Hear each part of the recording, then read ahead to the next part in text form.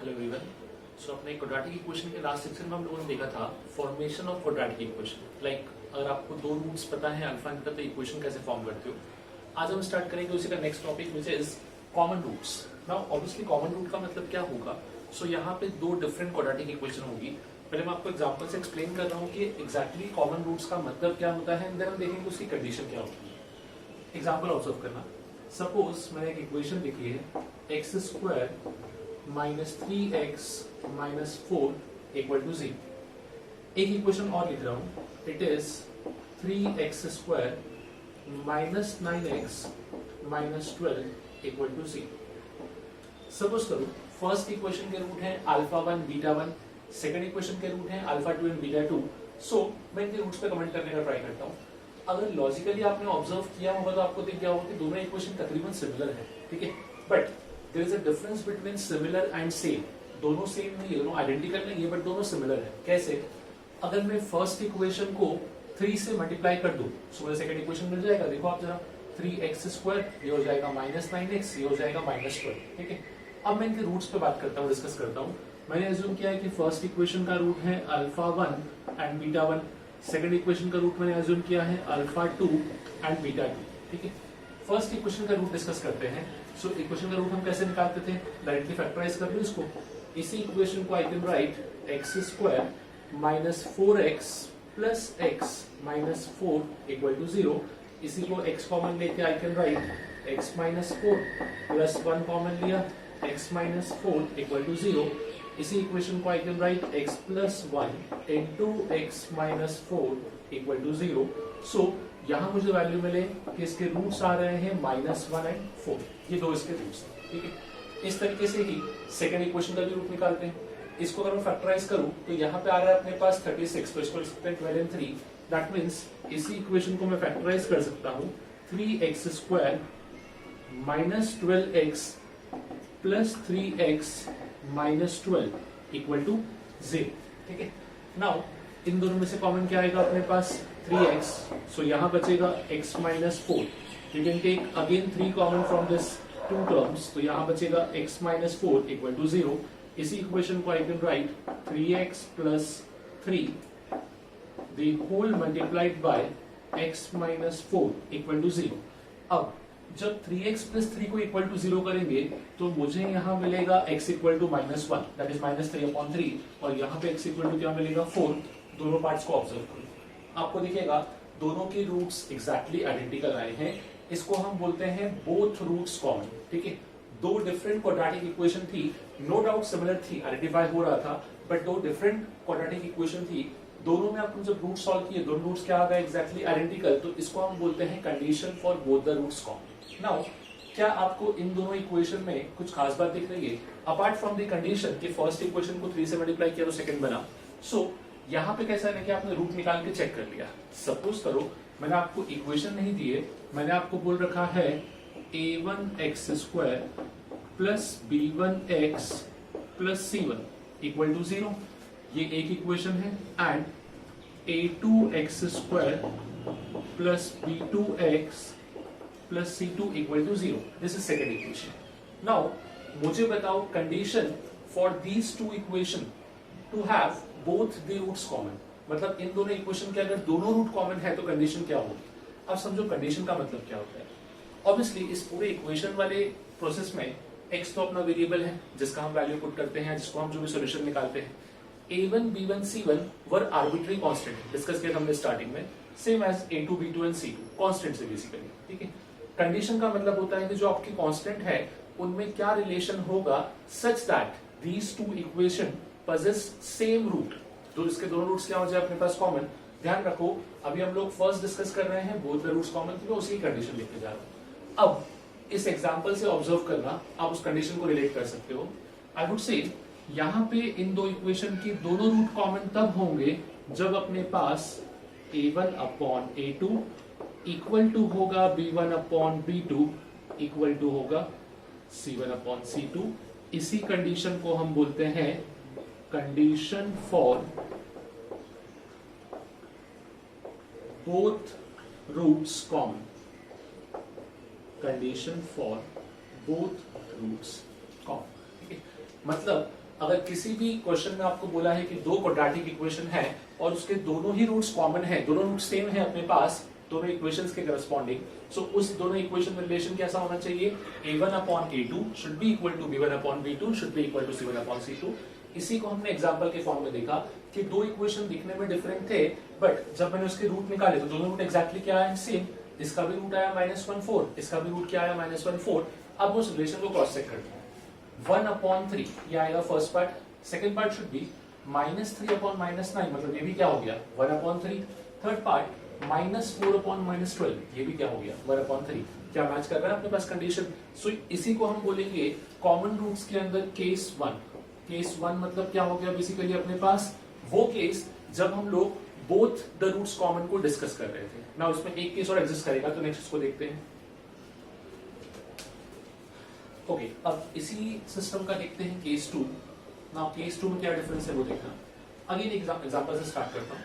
Suppose करो मैंने एक इक्वेशन लिखी है x² - 5x + 6 = 0। ये एक इक्वेशन है। सेकेंड इक्वेशन है अपने पास x² - 4x + 4 = 0। ठीक है, अब इन दोनों इक्वेशंस को मुझे ऑब्जर्व करना है, इनके रूट्स निकालने हैं।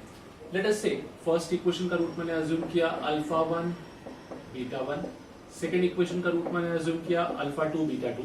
पहले फर्स्ट इक्वेशन को सॉल्व कर लेते हैं। सो x² - 5x + 6 = 0। सो यहाँ पे इसको I can factorise x² - 2x - 3x + 6 = 0।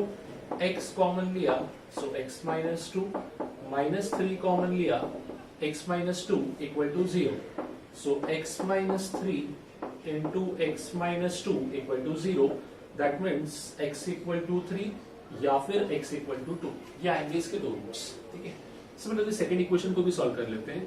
सो ये एक डायरेक्टली मैंने आपको एक्सप्रेशन दे रखा है, इसी को you can write x² - 2x - 2x + 4 = 0।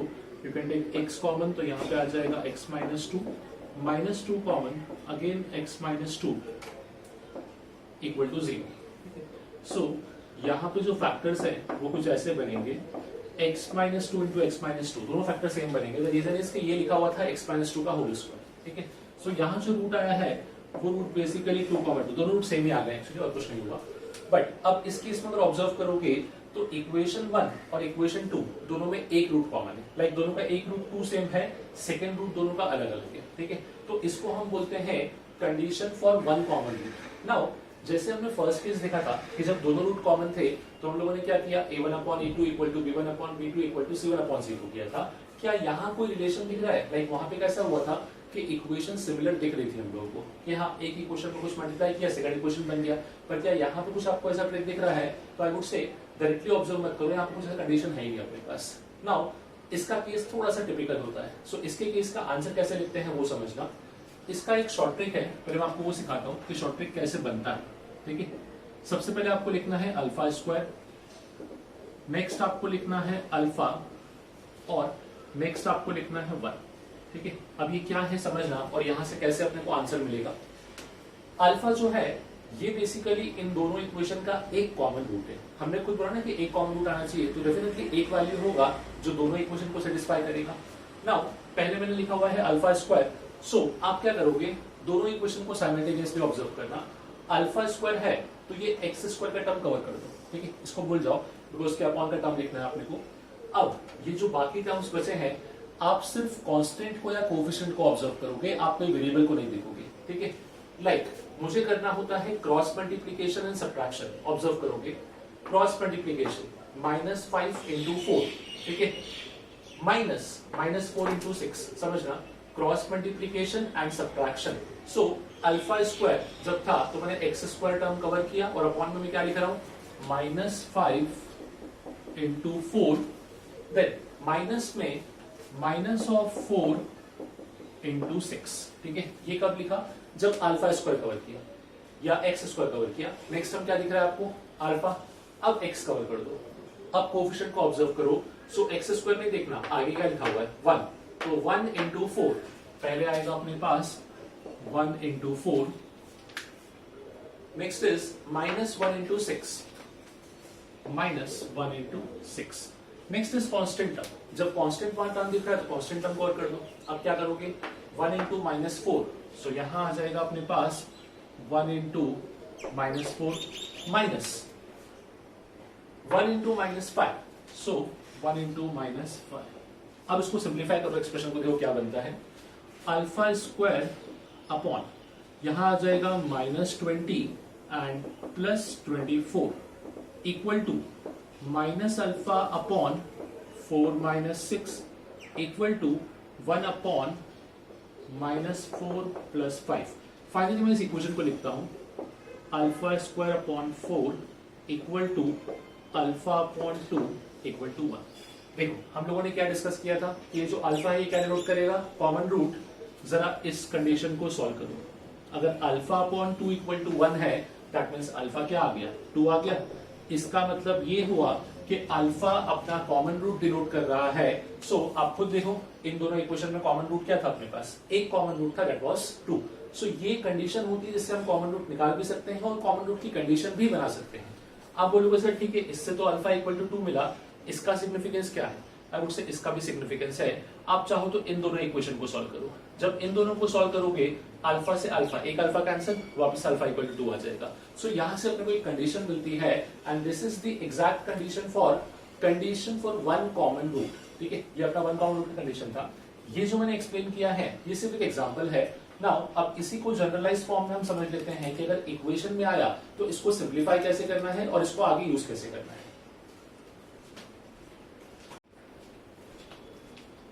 Okay, case 2 को जनरलाइज फॉर्म में देख रहे हैं। केस 2 है अपने पास condition for one common root. ठीक है, इसको हम एक्जैक्टली वन भी बोलते हैं but one common root is also okay. Now अब इसको मैं जनरलाइज फॉर्म में लिख रहा हूं। जो हमने लास्ट टाइम किया था कि जब दो कॉमन रूट थे तो कंडीशन क्या आया था, a1/a2 equal to b1/b2 equal to c1/c2। वैसे ही यहां भी कंडीशन बनता है, तो देखना कैसा आएगा। a1x² plus b1x plus c1 equal to 0। ये हो गया अपना फर्स्ट इक्वेशन। सेकेंड इक्वेशन जो होगा वो रहेगा a2x² plus b2x plus c2 equal to 0। ये हो गया सेकेंड इक्वेशन। अब यहां मुझे बोला गया है कि इन दोनों इक्वेशन में एग्जैक्टली एक ही कॉमन रूट है। अब मैं वापस कंडीशन को जनरलाइज कर रहा हूं। जो मैंने आपको अभी सिखाया वही देखना वापस से। सबसे पहले अल्फा स्क्वायर क्या बताया था, जब अल्फा स्क्वायर के अपॉन का टर्म लिखना है तो एक्स स्क्वायर को कवर करो और बाकी कोएफिशिएंट को cross multiplication subtraction b1c2 minus b2c1 b1c2 minus b2c1। ये किया मैंने क्रॉस मल्टीप्लिकेशन, इसको कवर किया b1c2 minus b2c1।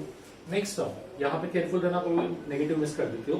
Next term negative alpha के साथ में होता है। नेगेटिव अल्फा मतलब x की बात चल रही है, x कवर कर दो। a1c2 माइनस a2c1, ये आ जाएगा अपने पास a1c2 minus a2c1। Next term would be constant term, ये आ जाएगा अपने पास कांस्टेंट। सो कांस्टेंट को कवर किया और यहाँ पे a1b2 माइनस a2b1, ये आ गया अपने पास a1b2 माइनस a2b। ठीक है, सो ये बनता है अपना condition. Moreover I would like to say कि इस कंडीशन का वैल्यू नहीं, ये कंडीशन कैसे बनाया इसको ध्यान रखो और हर एक क्वेश्चन में ये कंडीशन बना लिया करो। बट सिर्फ ये कंडीशन इंपॉर्टेंट नहीं है, बिकॉज इस कंडीशन के भी दो कंक्लूजन है, दोनों को समझते हैं। सपोज कर लो आपसे कॉमन रूट ही मांग लिया था, ठीक है, और आप रूट नहीं निकाल पा रहे थे, तो एक तो आप कॉमन रूट पे यहाँ से डायरेक्टली कमिट कर सकते हो। जब मैं इन दोनों को इक्वेट करूंगा, क्योंकि ये अल्फा जो है, ये अल्फा ही तो मेरा वो कॉमन रूट डिनोट कर रहा है। हमने ये बोला ना कि जो अल्फा है अपने पास यही वो कॉमन रूट है, तो जो अल्फा की वैल्यू होगी वही मेरा कॉमन रूट होगा।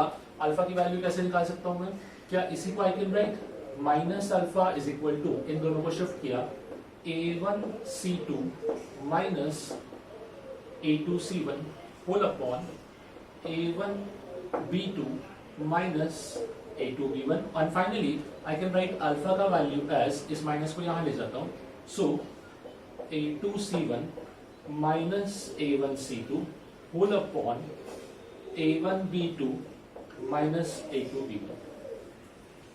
कुछ लोग क्या करते हैं कि ये वैल्यू को याद कर लेते हैं। आई वुड से नहीं, इसको याद मत करो। द रीजन बीइंग कि अगर आपने एकाध भी साइन को ऊपर नीचे कर दिया या 1-2 को इंटरचेंज कर दिया तो आंसर गलत हो जाएगा, जबकि ये टेक्निक ज्यादा आसान है इसको फॉर्म करना। फॉर्म करने के और भी बेनिफिट है वो आपको आगे समझेगा, क्योंकि खाली ये कंडीशन इंपॉर्टेंट नहीं है। कभी कभी क्वेश्चन में कॉमन रूट नहीं बोलता, कॉमन रूट की कंडीशन को यूज करने को बोलता है। Now what is the condition for common root? जैसे आपने ऑब्जर्व किया कि दो कॉमन रूट की कंडीशन क्या थी, a1 upon a2 equal to b1 upon b2 equal to c1 upon c2। मतलब वो जो कंडीशन थी वो सिर्फ a1 b1 c1 और a2 b2 c2 में थी, उसमें कोई अल्फा नहीं था। वैसे ही जब एक रूट कॉमन होगा तो भी ऐसी कोई कंडीशन मिलनी चाहिए जिसमें सिर्फ आर्बिट्री कांस्टेंट हो। तो वो कंडीशन कहां से आती है समझना। एक बार मैंने इन दोनों को इक्वेट किया तो मुझे अल्फा का वैल्यू मिला। नाउ मैं फर्स्ट और थर्ड इक्वेशन को इक्वेट करूंगा तो मुझे अल्फा स्क्वायर का वैल्यू मिलेगा। कितना आएगा? b1c2 minus b2c1 whole upon a1b2 minus a2b1। ये बनेगा अपना अल्फा स्क्वायर का वैल्यू। नाउ अब आपके पास अल्फा भी आ चुका है, अल्फा स्क्वायर भी है, तो मैं यही अल्फा का वैल्यू उठा के वहां पुट कर दूं एज इट इज।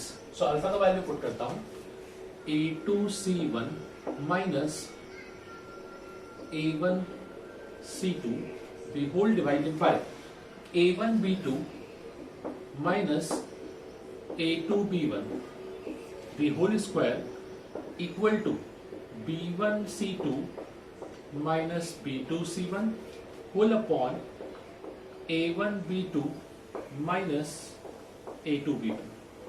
अब ऑब्जर्व करना दोनों का डिनोमिनेटर सेम है। द ओनली डिफरेंस इज कि यहाँ पे डिनोमिनेटर का स्क्वायर है, मतलब 2 बार लिखा और यहाँ पे एक बार, तो एक टर्म कैंसिल हो जाएगा, एक टर्म कैंसिल होगा और एक टर्म को यहाँ मल्टीप्लाई करता हूं। सो फाइनली मुझे कंडीशन मिलने वाला है, that condition is a2c1 minus a1c2 the whole square equal to ये term which is b1c2 minus b2c1 the whole multiplied by this term which is a1b2 minus a2b1। This is the condition for, इसी चीज को हम बोलते हैं condition for exactly one common root। condition for exactly one common root। Again answer याद करने का कोई रिक्वायरमेंट नहीं है, इसीलिए मैंने इतना सब कुछ डिराइव किया है ताकि आपको भी क्वेश्चन में डिराइव करना है। आप बोलोगे इतना हिंदी पार्ट डिराइव करेंगे, सो एक्चुअली समझो यहाँ पे क्योंकि सब कुछ a1 b1 c1 a2 b2 c2 के फॉर्म में चल रहा है, इसलिए आपको लग रहा है कि बहुत टिपिकल वैल्यूज हो गए। तो जस्ट रिकॉल करो, हमने जिसके पहले क्वेश्चन किया, क्या वैल्यू सच में टिपिकल थे? नहीं। द रीजन बीइंग कि a1 b1 ये सब वैल्यूज आपको पता होंगे, तो ये एक न्यूमेरिकल वैल्यू का छोटा सा क्वेश्चन बनने वाला है। यहाँ पे वो चीज इतनी कॉम्प्लिकेट दिखती है, जब एक्चुअली क्वेश्चन में उसको अप्लाई करोगे तो वो उतना ही इजी हो जाएगा। वो हमने अभी जस्ट देखा है, और आगे इसी के और एग्जाम्पल से समझते हैं कि इनको फर्दर यूज कैसे करना है। ठीक है ना, इसी पार्ट को बेसिक सा एग्जांपल देखते हैं। यहाँ पे को बोला गया है find m so that the equations 3x square minus 2mx minus 4 equal to 0 and x square minus 4mx plus 2 equal to 0 may have a common root। इस टाइप के क्वेश्चन के एग्जैक्टली मैं आपसे बात कर रहा था कि इट इज नॉट नेसेसरी कि कॉमन रूट निकालने को ही बोले, कॉमन रूट की बजाय उसके अंदर की कंडीशन को यूज करने का बोल सकता है। नाउ अब यहाँ पे क्वेश्चन को अगर मैं समझूंगा तो may have a common root का मतलब हुआ एक कॉमन रूट अपने पास। सो दोनों इक्वेशंस को ऑब्जर्व करते हैं। इक्वेशंस क्या दी है अपने को? फर्स्ट इक्वेशन दी है 3x square minus 2mx minus 4 equal to 0। This is first equation. Second equation दे रखा है अपने को x square minus 4mx plus 2 equal to 0। Now हम लोगों ने कंडीशन पढ़ी थी कॉमन रूट वाली। So again let alpha be the common root, जो हमने स्टार्टिंग में अज्यूम किया था हर केस में। Let alpha be the common root. So अपने पास कंडीशन कैसे बनती थी? सबसे पहले अल्फा स्क्वायर। अब समझो कि वैल्यू कैसे आसान बनेगा। अल्फा स्क्वायर के अपॉन में क्या आता था? तो अल्फा स्क्वायर में अपना एक्स स्क्वायर कवर किया, माइनस 2m इंटू 2 मतलब कितना हो जाएगा? Minus 4m, minus of minus 4m और माइनस 4 मतलब हो जाएगा minus 16m, sorry plus 16m और बीच में एक नेगेटिव, सो माइनस 16m। ये नेगेटिव क्यों आया? इन दोनों का मल्टीप्लीकेशन तो पॉजिटिव होता है, बट जो अपन बीच में नेगेटिव लगाते थे ना, क्रॉस मल्टीप्लीकेशन सब्ट्रैक्शन, ये वही चीज है। ये तो हुआ अल्फा स्क्वायर। इसके बाद में अल्फा मतलब माइनस अल्फा लिखेंगे हम लोग। एक्स को कवर किया 3 into 2, 3 into 2 this become 6, 6 plus 4 so यहाँ पे आना चाहिए 6 + 4 equal to, next is constant term मतलब 1, इन दोनों को कवर किया, 3 × -12m मतलब सॉरी 3 × -4m मतलब कितना हो जाएगा -12m। नेक्स्ट इज -2m मतलब ये हो जाएगा अपने पास +2m। सो ये बनेगा अपना कंडीशन। अब क्या करना होता है, एक बार अल्फा की इक्वेशन को सॉल्व करो, एक बार अल्फा स्क्वायर की इक्वेशन को सॉल्व करो, अपने आप कंडीशन बन जाएगा। पहले हम अल्फा की इक्वेशन को लिखते हैं। सो अल्फा की इक्वेशन कुछ ऐसे दिख रही है, -α/10 is equal to 1/-10m। Negative से नेगेटिव कैंसिल, 10 से 10 कैंसिल, तो यहां से मुझे कंडीशन मिल रहा है अल्फा इक्वल्स टू 1/m। ये हुआ first condition. Now second, alpha square की कंडीशन को सॉल्व कर लेते हैं। अल्फा स्क्वायर का इक्वेशन क्या दिख रहा है, it is alpha square upon -4m -16m मतलब -20m इक्वल्स टू कांस्टेंट में 1/-10m, 1/-10m, नेगेटिव से नेगेटिव कैंसिल, m से m कैंसिल, तो यहां मिलेगा अल्फा स्क्वायर इक्वल्स टू 2। ठीक है, अब दोनों चीज को ऑब्जर्व करना, alpha is equal to 1/m and as well as alpha square equal to 2, तो यही अल्फा की वैल्यू वहां पुट कर देते हैं, मतलब 1/m² इज इक्वल टू 2 और I can say m² equal to 1/2। अगर m² इक्वल टू 1/2 है तो m कितना हो जाएगा, ±1/√2। सो ये अपने m के वो दो वैल्यूज हैं जिसके लिए इन दोनों इक्वेशन में क्या होगा, एग्जैक्टली 1 कॉमन रूट। ठीक है, अब इस चीज को मैं डिस्कस कर रहा था आपसे डेरिवेशन के टाइम पे कि डेरिवेशन में वो चीज जितना कॉम्प्लिकेट लगता है एक्चुअल में उतना है नहीं, आसान चीज है। आप खुद सोचो, as compare to root learning that formula वो a1 b2 वाला जो मैं खुद भी रिकमेंड नहीं करता हूँ, खुद भी याद नहीं करता हूँ, it is obviously any time better कि हम लोग इस इक्वेशन को बनाना सीख ले और इसको सॉल्व कर ले। दोनों में नंबर ऑफ स्टेप्स या टाइम सेम लगेगा, प्रोवाइडेड वहां पे मिस्टेक होने का स्कोप ज्यादा है as compare to this step. Question देखते हैं, इसमें अपने को बोला है the equation ax² + 2cx + b = 0 and ax² + 2bx + c = 0 have a common root। एक कंडीशन दी हुई है, इसको ध्यान रखना, b is not equal to c। अब कुछ सोचो, अगर b और c इक्वल हो गया तो ये दोनों इक्वेशन आइडेंटिकल हो जाएंगी, दोनों इक्वेशन सेम हो जाएंगी और इस केस में एक कॉमन रूट नहीं, दोनों कॉमन रूट हो जाएंगे। तो इसलिए यहाँ पे कंडीशन स्पेसिफिकली बोली गई है कि हैव अ कॉमन रूट, मतलब अपने पास एक ही रूट कॉमन है। Then find the value of a + 4b + 4c। Don't worry about this part, आप अपनी कंडीशन को सिंप्लीफाई करो, सॉल्व करते हुए बाय डिफॉल्ट यही टर्म मिलेगा और इसका ही आंसर मिलेगा। तो ऐसे क्वेश्चन थोड़े स्पेसिफिक होते हैं क्योंकि क्वेश्चन में स्टार्ट का अपने को एक ही अप्रोच दिख रहा है कि condition for common root use करना पड़ेगा, वो भी कंडीशन फॉर 1 कॉमन रूट। जब उसको आप सिंप्लीफाई करोगे तो बाय डिफॉल्ट इसका आंसर अपने को मिल जाएगा। देखना कैसे। सो दोनों इक्वेशंस को ऑब्जर्व कर रहे हैं हम लोग, ax² + 2cx + b = 0। Second equation is ax² + 2bx + c = 0। Again by same condition, let alpha be the common root। Let alpha be the common root। Now अब अगर अल्फा कॉमन रूट है तो वापस सेम कंडीशन बनाना start करें। Alpha square के upon में क्या लिखते थे, x² कवर कर देते हैं, 2c × c, this becomes twice of c² minus 2b × b, so ये बन जाएगा twice of b² equal to minus alpha whole upon. Now alpha के अपॉन का टर्म चाहिए तो x कवर कर लो, ac minus ab, this becomes ac minus ab। Next is 1 upon, constant term के अपॉन में, सो इसके अपॉन में लिया तो क्या बनेगा, twice ab minus twice ac, twice ab minus twice ac, ये बना अपना टर्म। अब इसके बाद क्या करते थे, सो एक इक्वेशन अल्फा का सिंप्लीफाई करेंगे, एक इक्वेशन अल्फा स्क्वायर का, और दोनों में से अल्फा को एलिमिनेट कर देंगे टू गेट दी कंडीशन। सो अगर मैं अल्फा को सिंप्लीफाई करूं तो मुझे कंडीशन कुछ ऐसा मिल रहा है, अल्फा का वैल्यू आएगा अपने पास, ये टर्म ऊपर जाएगा और sign reverse because of this negative, तो इसको I can write ab minus ac upon में 2 कॉमन, वापस से ab माइनस ac, ये दोनों आपस में कैंसिल ही हो जाएंगे। सो अल्फा इक्वल टू क्या आ गया अपने पास, 1/2, और इजी हो गया। ठीक है, सो अल्फा का वैल्यू सीधे मुझे मिल गया कि अल्फा का वैल्यू आ चुका है अपने पास 1/2। नेक्स्ट इज अल्फा स्क्वायर, इसको भी सिंप्लीफाई कर लेते हैं। अल्फा स्क्वायर का वैल्यू क्या बनेगा, सो 2 कॉमन लिया, इस पूरे टर्म को शिफ्ट किया न्यूमरेटर में, तो ये आ जाएगा c square minus b square. 2 common लिया तो c square minus b square whole upon, यहाँ पे इन दोनों में से भी 2 कॉमन लिया तो a b minus a c, a b minus sorry a सी।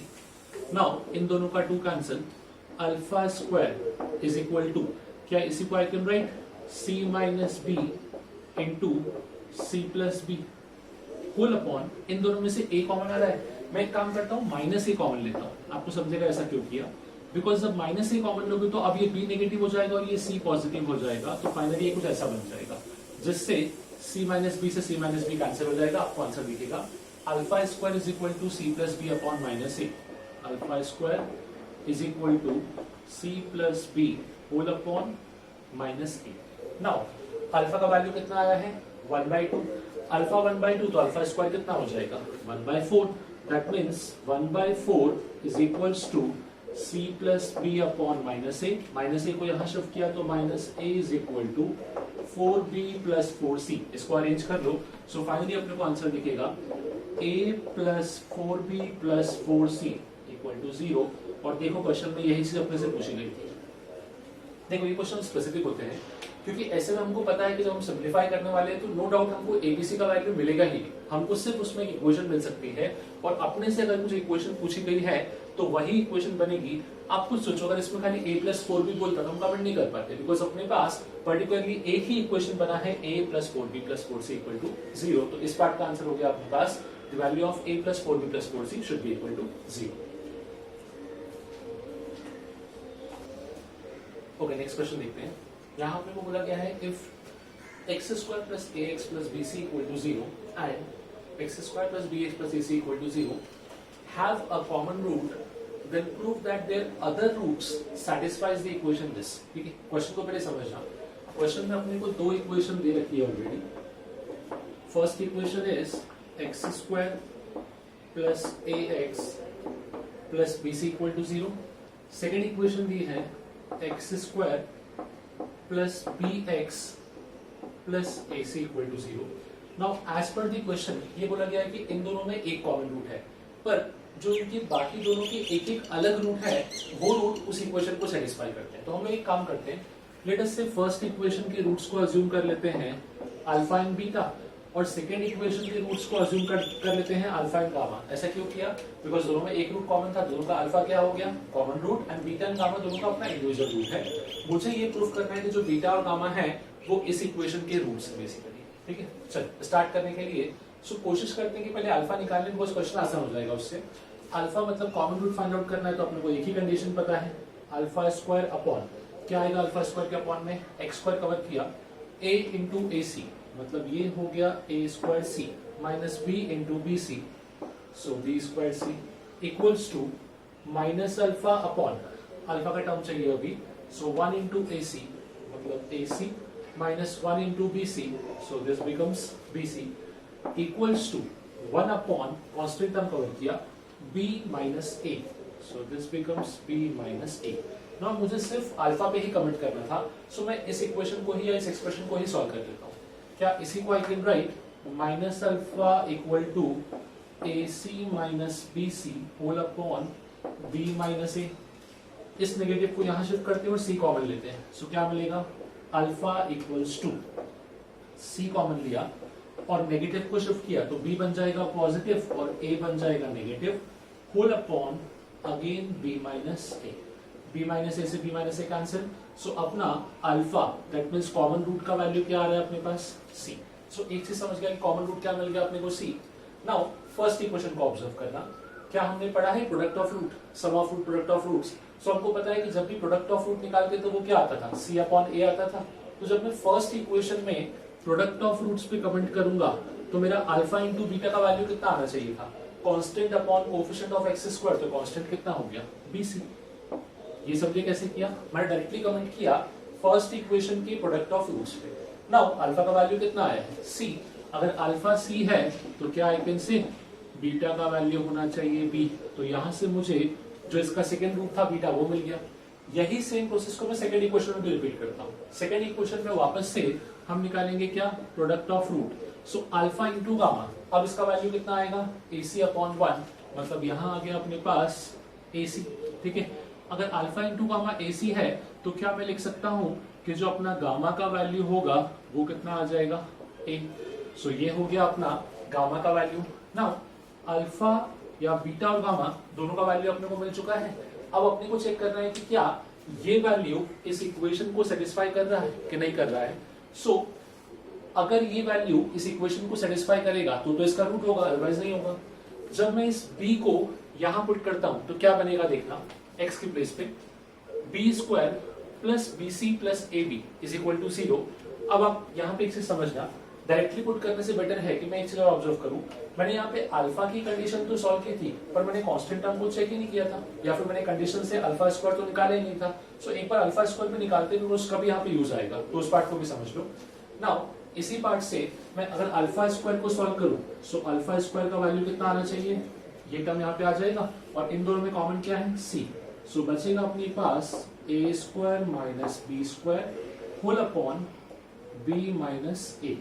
यहां से इस टर्म को I can write alpha square equal to c a minus b into a plus b whole upon b minus c।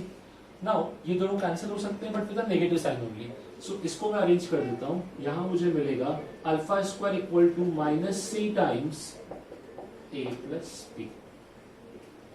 ये आया alpha square का value. अब हम लोग कंडीशन के लिए एक चीज और भी करते थे, आपको याद होगा, अल्फा स्क्वायर में अल्फा का वैल्यू पुट कर दें। सो फाइनली अल्फा स्क्वायर की प्लेस पे क्या आ जाएगा अपना अल्फा जो लिखा था c। तो एक इक्वेशन और बनने वाला है c square equal to minus C into A plus B. ठीक है, c से एक c कैंसिल, तो फाइनली क्या बना, c is equal to minus A minus B, मतलब a plus B plus C equal to क्या आ जाएगा अपने पास 0।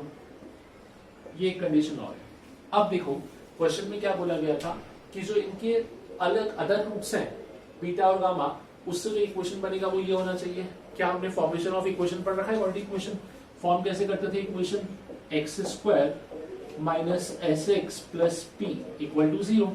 एस की प्लेस पे क्या आ जाएगा, सम ऑफ रूट्स, मतलब बीटा प्लस गामा, तो ये हो जाएगा एक्स स्क्वायर माइनस बीटा का वैल्यू कितना है b प्लस गामा का value a times x plus beta into gamma मतलब ए बी इक्वल टू 0। ये होनी चाहिए इक्वेशन, पर ऐसा कुछ तो दिख नहीं रहा है, इनडायरेक्टली दिखेगा समझना। क्या इस इक्वेशन से मैं लिखूं a plus b equal to minus c, जब a plus b equal to minus c हुआ तो यहाँ पुट कर दो, क्या मिलेगा आपको condition, x square minus minus plus plus C x plus A B equal to 0। So finally जो हमको प्रूव करना था कि इसका जो अदर रूट है that is beta and gamma वो उस इक्वेशन को सेटिस्फाई करता है। सॉल्व करने पर हमको वही इक्वेशन एक्जैक्टली मिली, X square plus C x plus A B equal to 0। So यहाँ पे हमने क्या किया, कॉमन रूट को भी यूज किया प्लस जो रिमेनिंग रूट्स थे उनको भी यूज कर दिया। ओके, नेक्स्ट क्वेश्चन में अपने से बोला है the equation k minus 6 times x square plus 3 plus rx plus 2x square equal to 1 and 6k minus 2 times x square plus px plus 4x square equal to 2 have both roots common, then find r plus p and k। ठीक है, now अब तक जो हमने question देखे थे वो सारे वन कॉमन रूट के थे, that is exactly one root common. हम यहाँ पे जो सॉल्व करना है वो कौन सा क्वेश्चन है, बोथ रूट्स कॉमन। सो हम लोगों ने स्टार्टिंग में कंडीशन देखी बोथ रूट्स कॉमन की, क्या कंडीशन थी, a1 upon a2 equals to b1 upon b2 equal to c1 upon c2। But इस कंडीशन को अप्लाई करने के पहले we need to make sure कि इक्वेशन जो है वो properly ax square plus bx plus c के फॉर्म में लिखा हो। जो फिलहाल क्वेश्चन में दिया हुआ उस फॉर्म में कन्वर्टेड नहीं था, तो इसको अपन सिंप्लीफाई कर लेते हैं by writing it as k minus 6 times x square plus 3 plus rx plus 2x square equal to 1। ये हमको इक्वेशन दिया था। सो प्रॉपर्ली अरेंज करते हैं, एक्स स्क्वायर के सभी टर्म्स को एक साथ लिखते हैं, तो टेकिंग एक्स स्क्वायर कॉमन क्या बनेगा, k minus 6 plus 2, so this becomes k minus 4 times X square. Next is x का term, so it is rx। Next is constant term 3 minus 1, so it becomes 2। So finally अपना equation reduce हुआ, k minus 4 times X square plus rx plus 2 equal to 0। Similar process apply करेंगे second equation के साथ, which is 6k minus 2 times X square plus P X plus 4x square equal to 2। Now इसको भी arrange कर लेते हैं। Taking X square के terms एक साथ, तो क्या आ जाएगा 6k माइनस 2 प्लस 4, ये हो जाएगा 6k plus 2 times X square plus P X minus 2 equal to 0। ये बनेगा अपना इक्वेशन। नाउ दोनों इक्वेशंस को ऑब्जर्व करते हैं। हमको यूज करना है condition a1 upon a2 equals to b1 upon b2 equals to c1 upon c। Now a1 का वैल्यू कितना हो जाएगा? From equation 1 I can directly say a1 का वैल्यू होगा k minus 4 upon a2। a2 becomes 6k plus 2 equals to b1। b1 हो गया अपने पास r, that is coefficient of x, upon b2 this becomes p equal to c1। c1 का value हो गया 2 and c2 becomes -2। ठीक है, पहले लास्ट की दोनों कंडीशंस को साइमल्टेनियसली सॉल्व करते हैं। जो दे रखा है r by p equals to -1 और you can say r equals to -p, और इसी को रीअरेंज करके we can write r plus p equal to 0।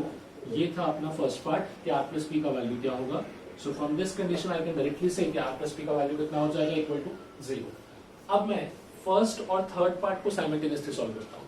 So I can write this part as k minus 4 whole by 6k plus 2 equal to -1। इसी को rearrange कर लेते हैं। So k minus 4 equal to minus 6k minus 2। 6k को यहाँ shift करो, so this become 7k is equals to 2 and k equals to 2/7। So ये होगा अपना final answer, final value of k। So यहाँ से हमने दोनों पार्ट को सॉल्व किया।